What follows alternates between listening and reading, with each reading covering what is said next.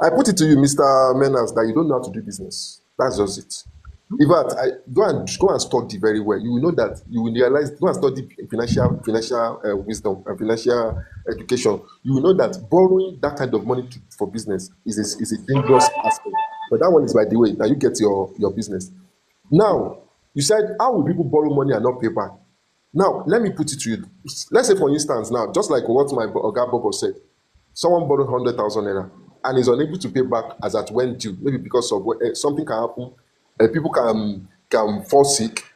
That's another thing. One guy, he dey pay steadily, but unfortunately for him, I think he had one malaria or all this. They had to admit him to hospital, and unfortunately he could not pay during that time. And they started adding 1%, no 2%. Now it's cash, it's money. They started adding 2% on that money. Cash, sorry, 2% on that money. I think he borrowed about 500 something. Before the guy, within 2 weeks, you know, if you work, you know, if you do anything, within 2 weeks, the money don't climb up to 900,000. You know, if you pay again.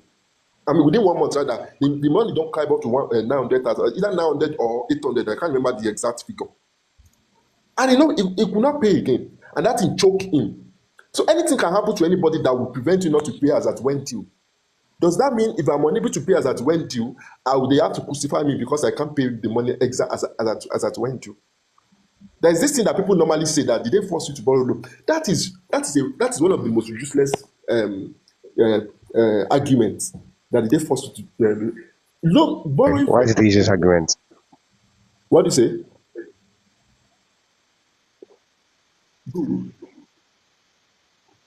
They force you to. Did they force you to? That's one of the things that people are usually ask. People do normally ask me that did they force you to borrow loan? This thing is not about force. Number one, if you borrow money from an institution, it's business.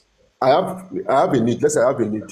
I approach a particular lender that I need a loan, and we agree that this is how much you pay. I said no problem. Now I'm unable to pay the money.